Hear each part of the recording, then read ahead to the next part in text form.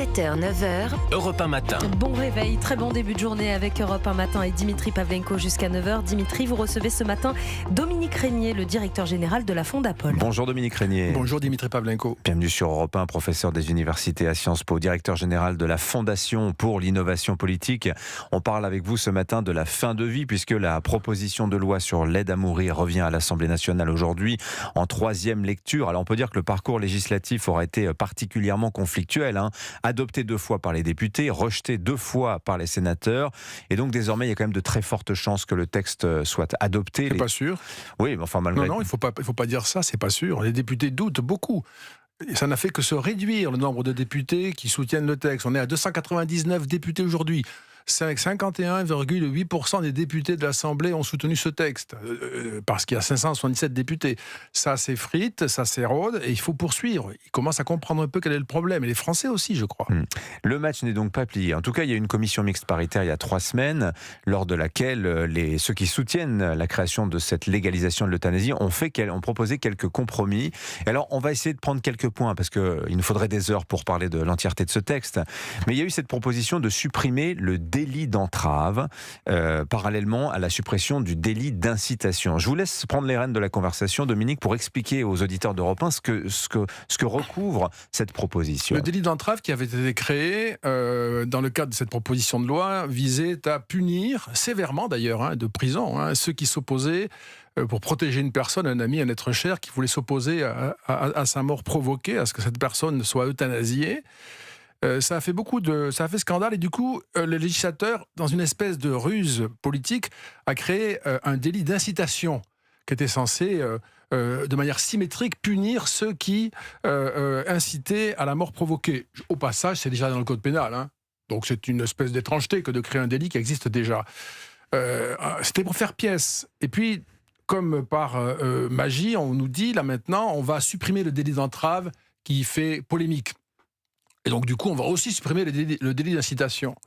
Mais la réalité, c'est que si vous supprimez le délit d'entrave pour supprimer le délit d'incitation ensuite, ça veut dire que vous permettrez aux associations qui se préparent là à faire des campagnes de communication pour la mort provoquée. Ma mort, mon choix, ce genre de choses. Exactement. Quoi. Et dans les EHPAD, et dans les hôpitaux, et partout. On le voit déjà en Suisse, on le voit en Belgique, on le voit aux Pays-Bas, on le voit au Canada, on le voit au Québec. Il faut quand même regarder là où ça a été fait. On le voit, on démarche. Et les EHPAD, ce sont des lieux où les personnes vivent leurs derniers jours. Ce ne sont pas des lieux d'hospitalisation, ce sont des lieux où il y a des résidents qui vivent la fin de leur existence. Et bien là, on pourra même, selon cette même loi, administrer la mort dans les EHPAD. On va donc administrer la mort à des résidents. Des résidents, il ne faut pas simplement imaginer des personnes qui sont en fin de vie dans des maladies atroces. Oui. Donc là, c'est une espèce de bouleversement avec cette dimension de ruse qui consiste à supprimer le délit d'entrave pour supprimer le délit d'incitation et ne pas gêner les associations qui se préparent à des campagnes de publicité. Donc possiblement, si la loi était votée, voilà ce qui pourrait advenir. Certains allant dans un esprit un petit peu caustique et mordant, mais enfin finalement c'est pas une question si stupide que ça. Et si c'était la vraie réforme des retraites, finalement, cette création d'une aide à mourir, Dominique Régnier? La sécurité sociale est en déficit de 23 milliards, c'est aussi une réponse à ce problème-là. C'est évident, je ne dis pas que c'est fait pour cela, mais c'est évident que nous n'avons plus d'argent, nous nous sommes mal débrouillés, il n'y a plus d'argent pour s'occuper des personnes très malades, des personnes très âgées. Mais vous pensez que la logique économique, c'est le ressort caché de la promotion? C'est un des ressorts, c'est évident. 1,7 milliard d'euros par an avons-nous pu évaluer à la Fondapol grâce au travail d'Yves-Marie Doublé et de Pascal Favre. D'économies réalisées sur la fin de vie grâce à cette réforme, si elle était actée. Grâce à des euthanasies. C'est trop tentant et il est impossible de ne pas y penser. Il y a un autre point qui vous intéresse dans ce texte, c'est le fait que celui qui aurait recours à l'euthanasie, à l'aide à mourir, sa mort serait considérée comme naturelle. Quelles sont les conséquences? Il y a un amendement proposé par les écologistes qui a été adopté qui fait que si je suis euthanasié, eh bien c'est une mort naturelle officiellement. C'est inouï quand même. C'est-à-dire qu'on meurt pas, on meurt d'un accident, on meurt d'une maladie, on meurt d'une mort naturelle. Ayant été euthanasié, je serai enregistré comme étant mort de mort naturelle. Ça veut dire qu'il n'y aura pas de témoins particuliers, les familles pourront n'être pas averties, il n'y a pas de contrôle prévu a priori, c'est-à-dire avant, il ne pourra pas y avoir de contrôle a posteriori, puisqu'on sera déclaré mort de mort naturelle. Donc pas d'autopsie, ce genre de Pas choses. d'autopsie, Oui. et conséquemment, il n'y aura pas non plus de statistiques. Et lorsque nous aurons dans notre famille une personne déclarée morte de mort naturelle, nous pourrons nous interroger, mais on ne saura jamais si Oui. elle a été euthanasiée, injection létale, ou si elle est vraiment morte de mort naturelle. Avec cette idée que si on ne considère pas le suicide assisté comme une mort naturelle, ça aura des conséquences sur le jeu des transmissions de patrimoine, d'héritage, de succession, etc., qu'il ne faudrait pas l'empêcher, Dominique Régnier. Absolument, mais Dimitri, attention, parce que suicide assisté, c'est aussi un leurre. Hein.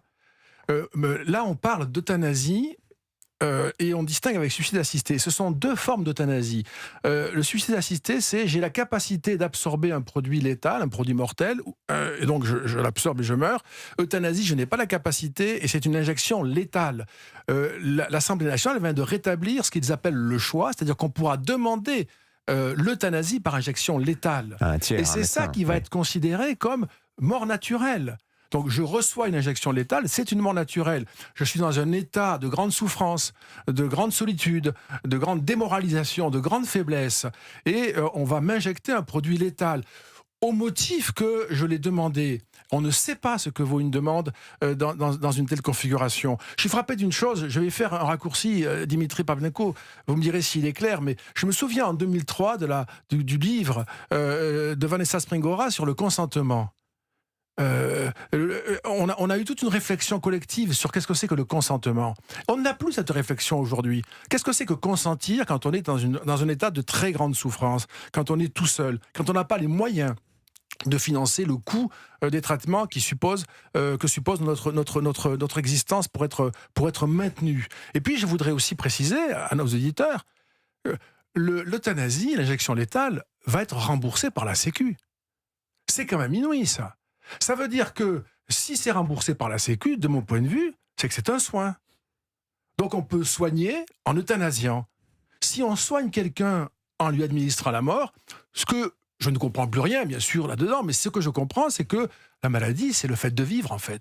Et on vous soigne en vous tuant. Il y a un retournement complet. Il faudrait que les députés méditent cela, et en particulier les députés de gauche, qui sont nombreux à voter cette loi. C'est pas les seuls. Il y a aussi des députés RN, des députés LR. Il y a un peu de tous les groupes qui s'y sont mis étrangement, qu'ils réfléchissent au moment où on salue 1945, la reconstruction, etc., le grand système social qui a été mis en place. La solidarité et le soin étaient au fondement de la Sécu.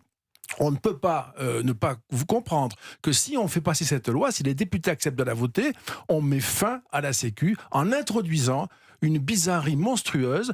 Tuer sera un soin remboursé par la Sécu. Merci beaucoup Dominique Régnier. Votre plaidoyer ce matin contre l'aide à mourir et l'euthanasie sur Europe 1, le directeur général de la Fondapol était avec nous. Merci Dominique Régnier. Bonne journée à vous.